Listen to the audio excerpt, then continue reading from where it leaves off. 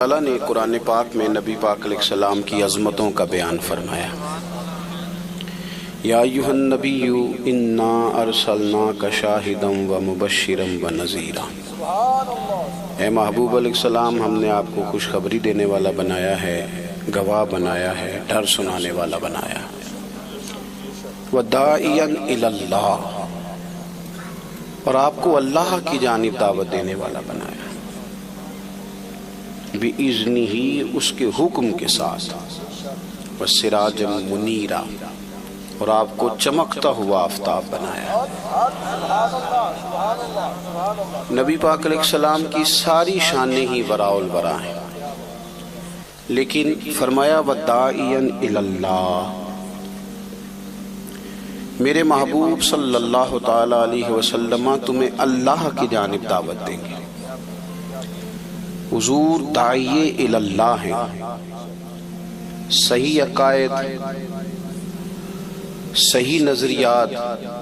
میری طرف دیکھیں جی آپ حضرات، اللہ آپ کو جزا دے۔ یہ موبائل آپ کے پاس ہی ہے، میں نہیں جانا ہے، بس آپ لوگ میری بات پر غور کریں۔ دو چار دوست بنا رہے ہیں، یہ آپ کو دے دیں گے انشاءاللہ ویڈیو، باقی دوست توجہ کریں۔ اللہ آپ کو خوش رکھے جی۔ کوئی ٹھنڈے خطیب بھی ہوتے ہیں نا، بغیر نعروں کے بھی تقریر کر لیتے ہیں، تو میں کر لیتا ہوں ساری تقریر بغیر اونچی سبحان اللہ کے اور بغیر نعروں کے ساری کر لیتا ہوں، اور ہو جاتی ہے، میں آرام سے گزر جاتا ہوں۔ تو آپ اطمینان سے بس سنیں تو صحیح نا، مجھے موقع تو دینا میں بات کروں۔ عزیز دوستو، دنیا میں مضبوط وہ لوگ ہوتے ہیں جو نظریاتی طور پر مضبوط ہوتے ہیں۔ جو لوگ نظریاتی طور پر کمزور پڑ جاتے ہیں وہ لوگ ختم ہو جاتے ہیں۔ یہ جو لوگ کمزور ہے نا، پتہ نہیں کیا ٹھیک ہے، پتہ نہیں کیا غلط ہے، پتہ نہیں مجھے اس طرف جانا چاہیے، پتہ نہیں مجھے نہیں جانا چاہیے، کچی پکی کمزور باتیں۔ صبح جملہ اور ہے، دوپہر کو جو جملہ ہے وہ صبح والے کے مخالف ہے، اور شام کو جو بات کر رہے ہیں وہ سارے دن کی باتوں کی مخالفت ہے۔ نبی پاک صلی اللہ تعالی علیہ وسلم نے نا ایک نظریہ لوگوں کے سامنے رکھا ہے، نظریاتی طور پر پختہ کیا لوگوں کو۔ عرب کے لوگ تو ہمات کا شکار تھے، قربانیاں کر کے اس کا خون کعبے کی دیواروں سے ملتے، وہ طرح طرح کی تہمات کرتے۔ جب وہ طواف کرتے بیت اللہ شریف کا تو سارے کپڑے اتار کے کرتے، احرام باندھ لیتے تو قرآن مجید بتاتا ہے کہ وہ دروازوں سے نہیں داخل ہوتے تھے، پیچھے سے پھلانگ کر کے گھر آتے۔ تو ہمات کا شکار، کچی پکی باتیں۔ رسول پاک کو اللہ نے داعیہ الی اللہ بنایا، محبوب کریم نے انہیں سچے اور کھرے نظریات دیے۔ وَإِلَٰهُكُمْ إِلَٰهٌ وَاحِدٌ، فرمایا بھئی تم کس بات میں ادھر ادھر بھاگتے ہو، تمہارا معبود ایک ہی معبود ہے، لا الہ الا، اس کے سوا کوئی عبادت کے لائق۔ ان چکروں سے باہر آؤ، تہمات سے، کچی باتوں سے باہر نکلو۔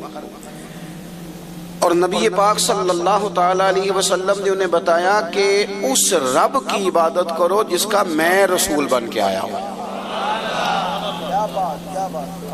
اللہ کے پیارے حبیب صلی اللہ تعالی علیہ وسلم نے نکھرے ہوئے عقائد، یہ نظریاتی زندگی ہے، یہ نظریہ ہے کہ ہم دنیا میں کوئی محمل زندگی گزارنی آئے۔ اللہ نے کسی چیز کو عبث نہیں بنایا، کوئی چیز فضول نہیں ہے، نظریاتی زندگی ہے۔ موت اور حیات کی تخلیق میں ایک مقصد ہے، یہ حضور نے بتایا، الذی خلق الموت والحیات لیبلوکم ایکم احسن عملا۔ تم دنیا میں اچھے عمل کرنے آئے ہو، یہاں تم نے اپنی مرضی سے نہیں زندگی گزارنی، اللہ رسول کی مرضی سے گزارنی۔ نظریاتی کیا لوگوں کو، اور بتایا کہ یہ دنیا ایک کھیتی ہے، یہاں تم نے کوئی فصل لگانی ہے، قیامت کا دن آئے گا، پھر اس فصل کا تمہیں پھل دیا جائے گا۔ نظریاتی بنایا، نظریاتی۔ وہ جو لوگ غیر نظریاتی تھے نا، مثلا وہ کہتے تھے کھانا ہی سارا کچھ ہے، سونا ہی سارا کچھ ہے، شہرت ہی سارا کچھ ہے، دنیا کا مال دولت ہی سارا کچھ ہے، یہ غیر نظریاتی لوگ ہیں۔ پھر اس کھیل کا کوئی اینڈ بھی نہیں ہوتا. یہ دولت والا کھیل ہے نا. باقی دنیا میں آپ کوئی کھیل بھی کھیلتے ہیں نا تو کہتے ہیں بھئی اتنے اتنے اوور ہیں, اتنا اتنا فلاں ہے, اس کے بعد پھر اس کا نتیجہ ہے, کوئی رزلٹ نکلتا ہے. اور یہ جو پیسوں والا کھیل ہے, کھلاڑی بدلتے ہیں, دادا کے بعد بیٹا اور بیٹے کے بعد پوتا, کھلاڑی بدلتے ہیں, نتیجہ کوئی بھی نہیں. کماتے رہو, ساری زندگی لگے رہو. حضور نے نظریاتی کیا, لوگوں کو نظریاتی نظریہ دیا, اللہ کی جانب بلایا, کچی پکی باتوں سے لوگوں کو نکالا, ان کے اعصاب کو مضبوط کیا. یہ جس دور میں اور آپ رہ رہے ہیں نا, یہ لوگوں کو پکا کرنے کا دور نہیں. اس میں زیادہ تر لوگ قوم کو کچا کرنے کی بات کر رہے ہیں, لوگوں کے ذہنوں میں فتور پیدا کرتے ہیں. یعنی عجیب آدمی ہے نا, ایک بندہ بیٹھ کے صحابہ کرام کو ڈسکس کرتا ہے, اسے پہلے اپنی اوقات دیکھنی چاہیے, پھر حضور کے صحابہ پر بات کرنی چاہیے. وہ جو اول مخاطب ہیں, اول قرآن و حدیث کے جنہوں نے حضور سے دین لے کے ہمیں دیا ہے, وہ صحابہ کو ڈسکس کر رہے ہیں, اسے پتہ ہی کوئی نہیں. کچے پکے نہ بنے. حضرت ابوبکر صدیق سے لے کر سیدنا امیر معاویہ تک اپنی فکری بنیادوں کا خیال کریں. اور جو حضور کی اولاد ہے نا, اس کو میرے امام نے نسل نور کہا ہے. وہاں بھی ذرا ہوش سے بولیں, ذرا احتیاط سے, ذرا جملوں پر پیرا لگا کے. یہ صرف میرے امام کا فتویٰ ہے کہ تیری نسل پاک میں ہے بچہ بچہ نور کا. یعنی ایک ایک بچے کو نورانیت والا کہا, یہ صرف فاضل بریلوی نے کہا. تو ذرا تھوڑا سا نا نظریاتی طور پہ یہ نکل آئیں.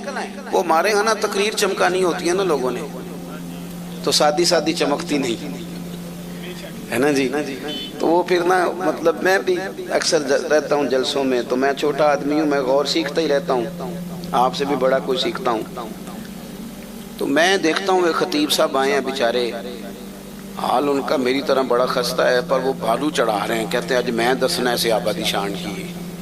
میں کہ کرما لے تو کی دسنا ہے, شان تے اللہ نے قرآن تے دس چھڑی ہونا دی, سرکار نے فرمان میں, تو کوئی مطلب کیا انوکھی بات تو کرے گا. تو سیدھا سیدھا قرآن و حدیث سے پڑھ اور لوگوں کو بتا اور جا. تم کیا مسئلہ انوکھا کیا بتائے گا. ایک اور کھڑا ہوتا کہتا ہے آج میں نے بتانا ہے اہل بیت کی شان کیا ہے. او بھائی تو کیا بتائے گا, ان کی شان تو اللہ نے بتا دی قرآن میں, ان کی عظمتوں کے تذکرے حضور نے کر دیے. نئے نئے نقطے جب نکال کے لاؤ گے تو اس سے نا خدشات پیدا ہوں گے. جو باتیں طے ہو گئی ہیں, ہمارے بزرگ طے کر گئے, ان میں کبھی بھی کسی طرح بھی الجھنے کی ضرورت.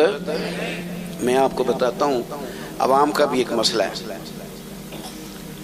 جو نئی خبر ہوتی ہے نا, نئی, مثلا نماز پڑھا کریں, یہ تو ساری مسجدوں کے مولوی کہہ رہے ہیں, یہ تو نئی بات ہی نہیں. قرآن مجید پڑھا کریں گے تو سارے کہہ رہے ہیں. اب جب کوئی بندہ انوکھی بات کرتا ہے نا, تو بندے کہتے ہیں اے دی سنو, یہ پتہ نہیں ان کی کرن لگا ہے. یہ انوکھی سے نکل آئیں, روٹین میں رہیں اور طے شدہ چیزوں کو نہ چھیڑیں. ایک تو یہ مسئلہ. ایک مسئلہ ہمارے ہاں جاہل صوفیاء کا ہے, جاہل آدمی. وہ کیا کرتا ہے, اس نے لوگوں کو تعویذ دھاگے پہ لگا دیا. وہ جناب پیر صاحب اتوار والے دن بیٹھتے ہیں, صبح 9 بجے سے عصر تک وہ مردوں کو ملتے ہیں, پھر جمعرات کو انہوں نے خواتین کا ٹائم رکھا ہے تعویذ دینے کا. یہ غوث پاک کس دن تعویذ لکھتے تھے, کسی کتاب میں لکھا ہے؟ کون سی تاریخ رکھی ہوئی تھی؟ تعویذ دینا جائز ہے, میں منع نہیں کر رہا, لیکن صرف اسی کو مقصد بنا لیا آپ نے. پھر لوگ بیچارے, غربت ہے, پریشانی ہے, دکھ ہیں, تکلیفیں, بندہ ٹوٹا بکھرا ہوا آیا ہے. ہمارے صوفیاء نے یہ لکھا ہے کہ اگر کسی اللہ والے کے پاس کو بندہ آ کے کہتا ہے نا میرے پاس اولاد نہیں, تو صوفی کی یہ بھی ذمہ داری ہے کہ وہ دعا کرے اور اللہ اسے اولاد دے دے. لیکن اس کی اصل ذمہ داری پتہ کیا ہے؟ اس کی اصل ذمہ داری یہ ہے کہ اس بندے کو ذہنی طور پہ تیار کرے کہ رب تجھے جس حال میں رکھتا ہے اس حال میں راضی رہے. طریقت والوں کی اصل ڈیوٹی یہ ہے کہ اس کو مطمئن کریں. غریب آدمی نے آگے کہا جی بڑا پریشان ہوں, حالات بڑے خراب ہیں, اس کو دعا بھی دے گا، وظیفہ بھی بتائے گا، لیکن اصل کام یہ ہے کہ اسے کہے گا یار پیسے اگر اتنے ہی زیادہ اچھے ہوتے تو سب سے زیادہ سیدہ فاطمہ کے گھر ہوتے، یہ اتنے ہی بہتر ہوتے تو سب سے زیادہ سیدہ عائشہ کے گھر ہوتے۔ وہ انہیں مطمئن کرے گا کہ اللہ رسول جس حال میں، یہاں عجیب کیس ہے، وہ پیر صاحب کہہ دیتے ہیں تینوں کسے کچھ کیتا ہے، اب کوئی نہ کوئی دشمن تو ہوتا ہی ہے نا، یہ تو نہیں نا بندے کا مخالف کوئی نہ ہو، وہ بیچارہ پریشان ہے، ساری رات سوچتا ہے، کبھی اس کی نظر چچی پہ جاتی ہے، کبھی پھوپھی پہ جاتی ہے، کبھی کسی پہ جاتی ہے، کیوں ظلم کرتے ہو لوگوں پہ، اللہ کے حضور جانا ہے۔ تھوڑے سے لالچ کے لیے اس بندے کو الجھا کے رکھ دیا بیچارے۔ اور آپ سے بھی عرض کروں گا، یہ کچی پکی باتیں ہیں، نظریاتی طور پہ کمزور ہو جاؤ گے۔ جو لوگ سانپ سے ڈرنے لگ جائیں وہ رسیوں سے بھی ڈرتے ہیں، پھر کمزوری مان جائے گی۔ کتنے زمانے سے لوگوں کو یہ بتا رہے ہیں کہ دو بہنوں کا اکٹھا نکاح ہو جائے تو کچھ بھی نہیں ہوتا، لیکن وہ گھر جا کے خواتین سے تو بات جس نے کرنی ہے اسی نے کرنی ہے، ہم سے تو وہ حاجی صاحب مطمئن نہیں ہو رہے جو مسئلہ پوچھنے آئے ہیں۔ وہ کہیں ٹھیک ہے پیر صاحب ہو جاندہ ہے، پر تسی ایک راتی پڑھا دو ایک سویرے پڑھا دیو، مہربانی کرو کر دو ایسا۔ کیوں مطلب کیا مسلمان قوم بھی اس طرح کی ہوتی ہے؟ میرے پہ جادو ہو گیا، جوان لڑکا جیتا جاگتا زندہ دل اٹھتی جوانی، اس نے تو انقلاب برپا کرنا تھا اور وہ کالے جادو کا علاج کرا رہا ہے۔ اس نے پورے گاؤں کو پورے شہر کو لے کے آگے جانا تھا، وہ تعویذ لیتا پھر رہا ہے۔ اس طرح قومیں آگے بڑھتی ہیں، اٹھ باندھ کمر کیا ڈرتا ہے، پھر دیکھ خدا کیا کرتا ہے۔ نبی پاک صلی اللہ علیہ وسلم نے ہمیں نظریاتی کیا ہے، پکی باتیں پکی۔ اس کی کو ذرا کم کرے اور آواز کھولیں جی۔ عزیز دوستو، اللہ کے محبوب علیہ السلام، میں نے کم کر دیں کو کہا تھا، آپ نے بند ہی کر دی۔ اللہ آپ کو سلامت رکھے، تھوڑی کھول دیں اور میری بات پہ توجہ کریں حضرات۔ اپنے ذہن کو پکا کریں، کمزور نہ پڑیں۔ دیکھو سیاستہ میں بخاری مسلم میں حدیث ہے، نبی پاک صلی اللہ تعالی علیہ وسلم کے صاحبزادے حضرت ابراہیم علیہ السلام کا وصال حضور کی گود میں ہوا، اور صحابہ فرماتے ہیں ہم نے دیکھا کہ حضور کی چشمان اقدس سے مقدس آنکھوں سے آنسو بھی نکلے۔ یا رسول اللہ آپ رو رہے ہیں، آپ تو صبر کا حکم دیتے ہیں۔ فرمایا یہ محبت ہے، یہ آنسو محبت ہیں، ورنہ میرے دل اور زبان پر وہی ہے جس سے میرا رب راضی ہوتا ہے۔ اب اتفاق کی بات یہ کہ جس دن حضور کے صاحبزادے کا وصال ہوا نا، اسی دن سورج کو گرہن بھی ہو گیا۔ جوڑنے والے جوڑ دیتے ہیں نا باتیں، جوڑ دی بات کچھ لوگوں نے، انہوں نے کہا آج حضور کے صاحبزادے کا وصال ہوا ہے تو لو سورج کو گرہن بھی ہو گیا۔ آپ کو پتہ نا وہ بڑی ساری پیروں کی کرامتیں مشہور ہیں، بڑی ساری کرامت پیر کا کمال ہی نہیں، یہ کوئی کمال ہے؟ یہ تو ڈاکٹر سے بھی دوائی لیں تو آرام آ جاتا ہے، اس کو پیر مان لیں، کیا مذاق بنایا ہوا ہے۔ اور ایک اور بات بھی آپ کو عرض کروں، جتنا پیر زیادہ جاہل ہو اس کی کرامتیں اتنی زیادہ ہوتی ہیں، کیونکہ وہ جو عالم ہے اس نے تو غور کرنا ہے نا کہ بھئی یہ جو میں بات کہہ رہا ہوں قرآن و سنت میں اس کی کوئی دلیل بھی ہے کہ نہیں۔ تو جاہل تو آزاد ہے نا، اس نے موج ہی کرنی ہے، پتہ ہی کوئی نہیں جب کسی چیز کا۔ مہربانی کریں واپس آئیں۔ میں اکثر دوستوں سے کہا کرتا ہوں، میں کہتا ہوں جس طرح پرانے وڈیرے اپنے گاؤں میں اسکول نہیں نہ بننے دیتے تھے، اس طرح جاہل پیر اپنے آستانے پہ مدرسہ نہیں بننے دیتا۔ مجھے پتہ ہے پڑھ گئے تو مجھے کیسے مانیں گے، یہ تو ختم ہو جائے گا مسئلہ۔ وہ علماء کی مخالفت کرے گا، علم کی مخالفت کرے گا، بات بات پہ کہانیاں سنائے گا۔ اس کو روک دیں جی، بڑی ہو گئی ویڈیو، آپ بات سنیں، بس تھوڑی دیر میں بات ختم ہو جائے گی، اللہ آپ کو جزا دے، غور فرمائیں۔ اب وہ کچھ لوگوں نے کہا کہ یہ سرکار کے صاحبزادے نے وصال فرمایا تو سورج کو بھی گرہن ہو گیا ہے۔ نظریاتی پختگی اتنی ضروری ہے کہ میرے محبوب علیہ السلام نے جمعے کا انتظار نہیں کیا، اور غم زدہ بھی ہیں حضور آج، لیکن انتظار نہیں فرمایا۔ فرمایا لوگوں کو مسجد میں جمع کرو۔ سب لوگ مسجد میں جمع ہوئے تو محبوب نے خطبہ دیا، فرمایا لوگو سورج اور چاند کو گرہن ہو تو یہ رب کی نشانیوں میں سے نشانی ہے، اس طرح کا معاملہ ہو تو پھر استغفار پڑھا کرو، نماز پڑھا کرو۔ اور ساتھ ہی فرمایا کسی کے وصال کر جانے سے سورج گرہن کا کوئی تعلق نہیں ہے، اس کے ساتھ کوئی تعلق نہیں۔ اپنے آپ کو پختہ کریں، محبوب داعیہ اللہ ہیں، حضور نے ہماری توجہ کرائی ہے اللہ کی جانب. اگر آپ تھوڑی تھوڑی گنجائشیں لینے لگیں گے، ڈرنے لگیں گے، تو پھر تو میرے بھائی کمزوری آ جائے گی نظریات کے اندر. اپنے آپ کو پختہ رکھیں، اپنے بھروسے اپنے رب رسول پر مضبوط کریں. اللہ والے جو ہوتے ہیں وہ تو یہ جو ہے نا صرف اللہ سے جڑنا، یہ تو مضمون ہی صوفیاء کا ہے. وہ نکالتے ہیں دنیا داروں کی طرف نہیں جانا، یہ تو عنوان اہل تصوف کا ہے کہ صرف رب رسول سے جڑنا ہے. دنیا داروں کی طرف جانا یہ تو عنوان ہی اللہ والوں کا ہے. اپنی زندگی میں زیادہ سے زیادہ بھروسہ رب رسول پہ. بڑی امیدیں لگا لیتے ہیں ہم دنیا داروں سے، بڑی زیادہ، کبھی سیاسی پارٹی سے کبھی اس سے. میں نے کل جمعے میں بھی کہا تھا یہ تمہارا بھلا کریں گے جو رسا نورا کشتی لڑ رہے ہیں، کوئی ادھر جا رہا ہے کوئی ادھر جا رہا ہے. ان بیچاروں کو کیا پتا ہو کہ رات کو میاں بیوی جب یہ مشورہ کرتے ہیں نا کہ سویرے گھی کوئی نہیں پراٹھوں کے لیے، اس کا درد کتنا ہوتا ہے. انہیں کیا پتا ہو کہ جب عید آتی ہے تو بوڑھے ماں باپ مل بیٹھتے ہیں اور کہتے ہیں تینوں عید بھی کرنی ہے تے کرتے شے بھی کوئی نہیں. ان کو کیا پتا ہو. محلوں میں بیٹھے لوگ، تمہیں کیا پتا ہو. تم نیچے آؤ، اس عوام کے ساتھ بیٹھ کے وقت گزارو، تمہیں پتا چلے زندگی کے دکھ اور حقیقتیں کیا ہیں. تمہیں کیا خبر ہو. تم بیٹھ کے وہاں نمبر گیم کر رہے ہو. تمہارے پاس میں نے خریدنے کے لیے کروڑوں روپیہ ہے، پر تھر کے بچوں کے لیے پانی کوئی نہیں. اور یہ حکومت ہو یا اپوزیشن ہو، ان کو اپنی ذات سے تعلق ہے.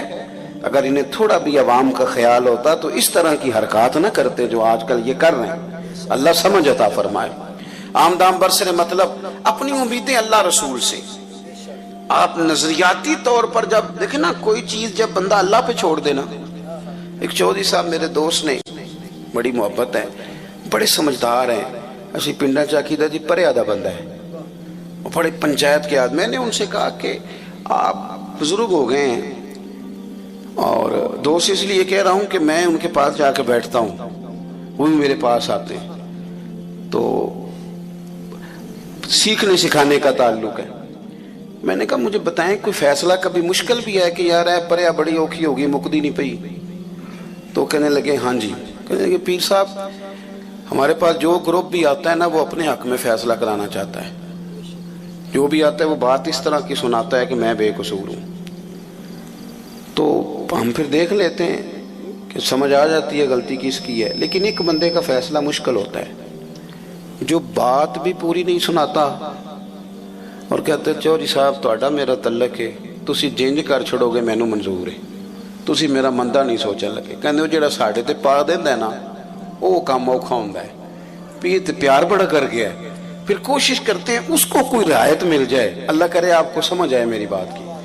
او بھائی پنچایت کے چودھری پہ بات چھوڑو تو وہ بھلا کرنے کی کوشش کرتا ہے، تو اگر اللہ رسول پہ چھوڑ دی جائے تو آپ اندازہ کرو وہ کتنا بھلا کریں گے. ہمیں نا نبی پاک صلی اللہ تعالی علیہ وسلم نے کہا ادھر ادھر نہیں نکلنا. کوئی غلط رستہ، کوئی چور دروازہ، کوئی ڈکیتی، کوئی فریب فراڈ نہ، این شریعت کے اصولوں کے مطابق سفر کرو. عزتیں بھی رب دیتا ہے، دولتیں بھی اللہ دیتا ہے. اور میری طرح کے بڑے لوگ جنہیں بالکل نہیں پتا ہوتا کہ اس طرح بھی ہوگا، بالکل وہ نظام بناتا ہے وَيَرْزُقُهُ مِنْ حَيْثُ لَا يَحْتَسِبُ. بندے کا گمان بھی نہیں ہوتا. اپنی زندگی میں توجہ اللہ رسول کی جانب اور پکے نظریات. حضرت حذیفہ رضی اللہ تعالیٰ عنہ اور ایک اور صحابی، یہ بخاری میں موجود ہے، فرماتے ہیں کہ ہم دونوں نا پیچھے رہ گئے تھے جب لوگ بدر کے لیے گئے. تو تمام لوگ بدر میں پہنچ چکے تھے، ہم ذرا بعد میں گئے. تو کہتے ہیں کہ پتہ بھی نہیں تھا کہ محبوب نے پڑاؤ کہاں کیا. ہم جب داخل ہوئے میدان میں تو ہماری ملاقات کفار سے ہو گئی. جہاں ان کے خیمے تھے وہاں چلے گئے. ابو جہل نے پکڑ لیا، کدھر جا رہے ہو؟ کہتے ہم نے کہا حضور کی بارگاہ میں. تو کہنے لگا اچھا تم لڑو گے ہمارے ساتھ وہاں جا کے، ادھر بیٹھو تم نہیں جا سکتے. جو بدر کی لڑائی ہے نا وہ آج تک عقل انسانی میں نہیں آتی کہ اس طرح بھی ہوتا ہے. یعنی 1000 کا مقابلہ 313 کے ساتھ. ان کے پاس نہ زر ہیں نہ تلواریں نہ کوئی چیز، اور ادھر ایک ایک بندے کے پاس 3 قسم کا اسلحہ. تیر بھی اس نے گلے میں لٹکائے ہوئے ہیں، نیزہ بھی اس کے پاس ہے، تلوار بھی ہے، 3 قسم کا اسلحہ ہے. اور یہاں نہتے مسلمان.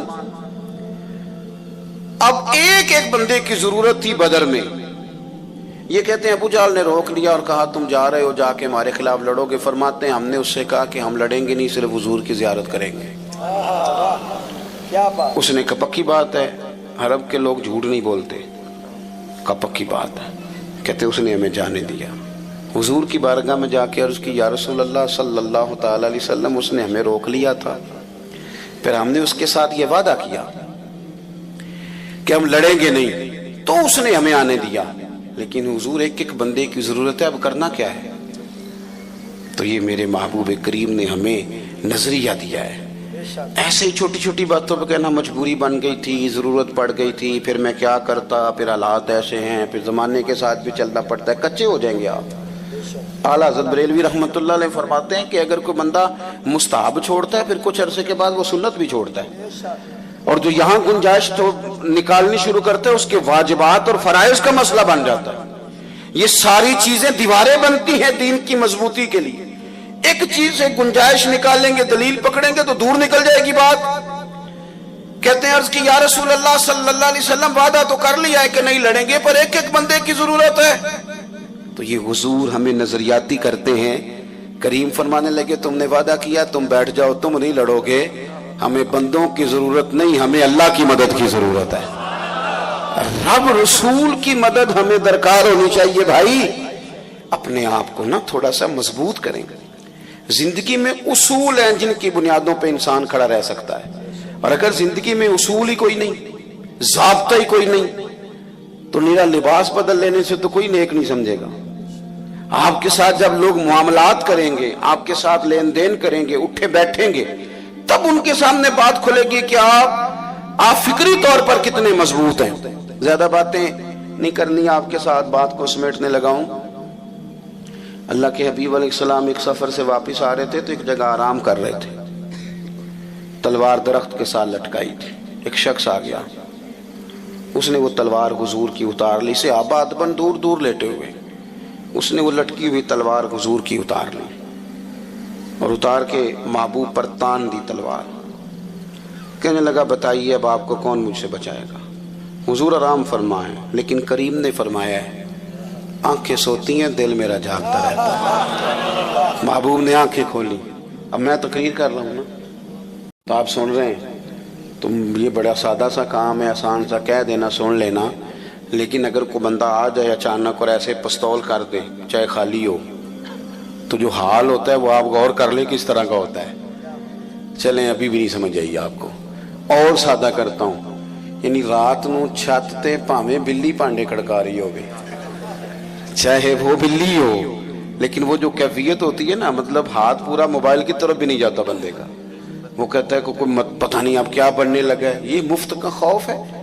اور یہ بڑے کم لوگ ہوتے ہیں جو نڈار ہوتے ہیں، دعویٰ سارے کرتے ہیں، لیکن حضور ہمیں کس طرح کا نظریہ دے رہے ہیں. میں بڑی اہم بات آپ جوانوں کو سمجھانا چاہ رہا ہوں. خدا را نکل آؤ یار. اب تو کچی کچی باتیں سن کے نا، وہ کہتے ہیں نا یہ بھی پیر صاحب آئے ہیں تو یہ جناب فلاں مسئلہ اڑ گیا، فلاں مسئلہ اڑ گیا جی، میں نے تو بڑے بڑے لوگوں کو دکھایا جی مجھے. بلکہ اب تو لوگ یہ بھی کہتے ہیں کہ تسی بھی کوئی استخارہ کر کے دسو. اور میں کہتا ہوں یار زندگی میں اگر تو یہیں اڑا رہے گا تو کام کب کرے گا؟ اگر طے ہی نہیں کیا ساری زندگی تو پھر کام کیسے ہوگا؟ اس نے وہ تلوار نکال لی، حضور پہ تان کے کہتا ہے بتائیے آپ کو کون بچائے گا؟ حضور لیٹے، کوئی پریشانی نہیں، آزمائش نہیں. جب اس نے دوبارہ پوچھا تو حضور مسکرائے. یہاں مسکرانا کمال ہے. اور مسکرا کے فرمایا مجھے میرا رب بچائے گا، مجھے میرا اللہ بچائے گا. یہ لفظ نکلے تو اس کے تو ہاتھ کانپنے لگے، تلوار گر گئی. حضور نے اٹھا لی، فرمایا لو بھائی مجھے تو اللہ نے بچا لیا ہے، اب تم بتاؤ تمہیں کون بچائے گا؟ تم بتاؤ. اذان ہو رہی ہے جی، اذان سنے جی.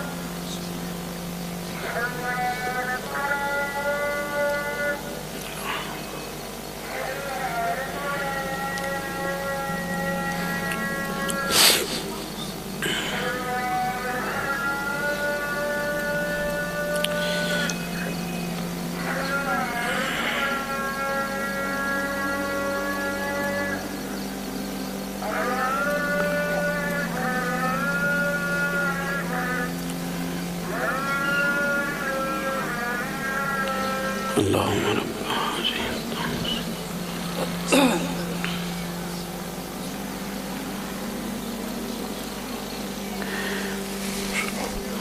تو محبوب کریم صلی اللہ تعالی علیہ وسلم نے فرمایا مجھے تو اللہ نے بچا لیا، اب تم بتاؤ تمہیں کون بچائے گا؟ اب وہ بولا، عرض کرنے لگا محبوب میں نے سنا ہے آپ بڑے ہی معاف کر دینے والے ہیں۔ اب یہ بھی کمال دیکھیں، ہم بھی معافی دیتے ہیں پر بڑی ساری باتیں سنا کے، تب تو یہ کہتا تھا، پہلے تو ڈینگے مار، بڑی کہانیاں سنا کے معافی دیتے ہیں، فوراً نہیں دیتے۔ اس نے کہا بڑے ہی معاف کرنے والے ہیں، تو محبوب نے اگلا جملہ ہی نہیں کہا، فرمایا جا پھر میں نے تجھے معاف کیا، جا پھر تجھے معاف کیا۔ ہم میں دیکھتا ہوں کہ ذہنی طور پر ماحول اس طرح کا معاشرے میں بنا دیا گیا ہے، مذہبی اسٹیج سے لے کر خانقاہ تک، اور سیاسی لوگ جو تباہی اتار رہے ہیں وہ تو روٹین میں ہے ہی۔ وہ تو 4 لوگ رات کو ٹی وی پہ بیٹھتے ہیں مختلف سیاسی پارٹیوں کے، تو آخر میں اینکر کہتا ہے کہ باتیں آپ نے سن لیا، نتیجہ خود نکال لیجیے گا۔ تو کیا نتیجہ نکالنا ہے سوائے انتشار کے؟ اپنے آپ کو اس انتشار سے بچائیں، اپنے آپ کو رب رسول کے حوالے کریں۔ اپنی مزاجوں سے یہ کمزوری، یہ بے یقینی، یہ ڈرتے، یہ سہمے ہوئے لوگ، اور بالخصوص غریب لوگوں سے میری گزارش ہے، سیٹھوں، نوابوں، چودھریوں، ان کے سہاروں سے نکل آؤ۔ کب تک سہارے تلاش کرو گے؟ سہارے تو وہ لوگ تلاش کرتے ہیں جن کا وجود سلامت نہیں ہوتا، اور اگر وجود سلامت ہے، جسم میں طاقت ہے، تو سہارا اللہ رسول ہے۔ اور یہ نوجوانوں سے میں کہوں گا کہ یہ جو آپ کا ذہن بن گیا نا کہ جناب وہ کوئی بڑا خاص ہی ہمیں موقع ملے گا تو ہم نے آگے جانا ہے، دنیا میں ایک صرف شعبہ برا ہے، ایک پیشہ برا ہے، وہ ہے کسی کے آگے ہاتھ پھیلانا۔ باقی جو جھاڑو دے کے بھی رزق حلال کماتا ہے وہ بھی شان والا ہے، جو صفائی کرتا ہے کسی ادارے میں۔ اپنی زندگی سے باہر آئیں ان چیزوں سے، اور اپنے مقام کو خود پہچانے۔ آپ کو میں اکثر کہتا ہوں کہ جو اپنے آپ کو چودھری سمجھتا ہے اس کی غلطی نہیں ہے، غلطی اس کی ہے جو اپنے آپ کو چھوٹا سمجھتا ہے۔ تو نے کو چھوٹا سمجھا اپنے آپ کو؟ تھوڑا سا نا ان کمزوریوں سے باہر آئیں۔ آپ کو دنیا میں جتنے بھی لوگ بڑے بڑے ملیں گے یہ کسی چھوٹے سے گاؤں کے رہنے والے، ان میں سے ڈھیر سارے وہ لوگ تھے جن کی فیسیں کوئی جمع کراتا تھا، اتنے وسائل نہیں، لیکن اللہ نے مدد کی، رسول کریم کی نظر کرم ہوئی، مشائخ کی دعائیں ملی، اللہ نے آسانیاں کر دی۔ یہ جو کمزور باتیں، میں چند دن پہلے ایک دستار فضیلت کے جلسے میں تھا تو وہاں ایک صاحب شکوہ کر رہے تھے کہ لوگ علماء کی عزت نہیں کرتے۔ میں نے بعد میں ان سے کہا کہ آپ کو کیا مجبوری ہے لوگوں سے عزت کرانے کی؟ آپ انشراح صدر پیدا کریں، آپ کو کیا مجبوری ہے؟ باقی تو کسی بھی شعبے میں لوگ ڈگری حاصل کریں تو انہیں شان ملتی ہے، اور دین کا طالب علم تو پہلے دن نکلے ابھی کچھ بھی نہیں پڑھا تو فرشتے اس کے پیروں کے نیچے پر بچھا دیتے ہیں۔ تو وہ جو عزت اللہ رسول دے رہے ہیں اس پر کیوں نہیں غور کر رہے؟ لیکن نا یہ مزدور ہے، مزدور یہ کیوں ایک وزیر کی گاڑی کے پیچھے بھاگتا ہے، بیوروکریٹ کی گاڑی کے پیچھے کیوں بھاگتا ہے؟ بھائی تو اس کی تو پتہ نہیں دولت کرپشن کی ہے کہ کاہے کی، اور تو رزق حلال کماتا ہے۔ تو رب کا شکر کر کے اپنے آپ کو طاقتور سمجھ کہ اللہ تعالیٰ تو نے مجھے جو دیا وہ حلال کا دیا ہے۔ اور ایک اور بات بھی عرض کروں، روب کپڑوں کا نہیں ہوتا، کردار کا ہوتا ہے۔ روب تو کردار کا ہوتا ہے، کپڑوں کا نہیں ہوتا۔ 1.5 کروڑ کا مکان ہو اور 1.25 کروڑ کی پجارو کھڑی ہو اور پیسے صحیح نہ ہو تو لوگ دروازے پہ کھڑے ہو کہتے ہیں 2 نمبر آدمی ہے، دروازے پہ کہتے ہیں یہ 2 نمبر طریقے سے کمایا ہوا مال۔ اور بندہ چھوٹا سا افسر ہو اور دفتر میں اس کے کرسی بھی ٹوٹی ہوئی ہو لیکن رشوت نہ لیتا ہو، تو بہت بڑا آدمی بھی دفتر کے باہر کھڑے ہو کے کہتا ہے پتہ نہیں اس مننی ہے کہ نہ پیسے پڑتا ہے نہ سفارش منتا ہے، ڈر رہا ہوتا ہے بندہ۔ تو مجھے پھر بتاؤ نا، روب کپڑوں کا نہیں، روب تو کردار کا ہے۔ ہمارے نا حاجی ابو داؤد صادق صاحب رحمۃ اللہ علیہ نا ساری زندگی سوٹ سادہ ہی رہا، بڑے بڑے مرید ان کے ملوں والے، فیکٹریوں والے، لیکن انہوں نے مسجد کے 2 کمروں میں عمر گزاری اور راضی ہو کے گزاری۔ کبھی اس بات کو بطور کمزوری بیان نہیں کیا کہ ہو پتہ نہیں کہ نہ دلیری سے کہتے تھے کمال ہے، ہم سے زیادہ کس کی شان ہوگی۔ اور رکشے میں ساری زندگی، رکشے میں جو اپنی صحت کے ساتھ نے آخری سفر کیا وہ بھی رکشے میں، جو اپنی مرضی سے. لیکن بڑے بڑے پیر پجاروں سے اترتے تھے تو پہلے اپنی داڑھی دیکھتے تھے پوری ہے، پھر چین والی گھڑی اتارتے تھے، پھر سارا کچھ ٹھیک کر کے پھر داخل ہوتے تھے ملنے کے لیے. تو سمجھ آتی تھی روب کپڑوں کا نہیں ہوتا، روب تو کردار کا ہوتا ہے. تو اپنے کردار میں آپ روب لائیں گے تو آپ بڑے ہو جائیں گے. باقی یہ ساری چیزیں تو بھئی دنیا داری ہے، پیچھے ہٹ جاؤ پیچھے ہٹ جاؤ پیچھے ہٹ جاؤ، 10 بندوقیں 15 بندوقیں، کیا نکلے گا اس میں سے؟ کچھ بھی نہیں. تو اپنی زندگی کے اندر نظریاتی بنیں گے تو مضبوطی آئے گی. اللہ تبارک و تعالی مجھے اور آپ کو توفیق عمل عطا فرمائے. اللہم صلی علی سیدنا محمد معدن الجود والکرم وآلہ وبارک وسلم. اللہ بڑا بہترین اہتمام کیا دوستوں نے، کوشش قبول فرما. ان جوانوں کی اس محنت کو اپنی بارگاہ میں قبولیت کا درجہ عطا فرما. دور دراز سے، قرب و جوار سے جتنے احباب آئے، اتنے سارے علماء آئے، مشائخ آئے، سادات آئے، مالک سب کا بیٹھنا ہمارے لیے باعث خیر و برکت فرما. اللہ اللہ ہے، مجھ پر پہرا دے گا کون لڑائی میں، مجھ پر پہرا دے گا کون لڑائی میں، مجھ پر پہرا دے گا کون لڑائی میں، مجھ پر پہرا دے گا کون لڑائی میں. میں صدیق اکبر آقا بول پڑے بول پڑے، مٹھی سے ابو جہل کی کنکر بول پڑے. اللہ اللہ ہے اللہ اللہ ہے اللہ. نہیں جاندا زمانہ عظمت صدیق دی، عظمت صدیق دی. نہیں جاندا زمانہ عظمت صدیق دی، نہیں جاندا زمانہ عظمت صدیق دی. پوچھو رسول پاک تو قیمت صدیق دی. نہیں جاندا زمانہ عظمت صدیق دی، عظمت صدیق دی. نہیں جاندا زمانہ عظمت صدیق دی، نہیں جاندا زمانہ عظمت صدیق دی. پوچھو رسول پاک تو قیمت صدیق دی. صلی اللہ علیہ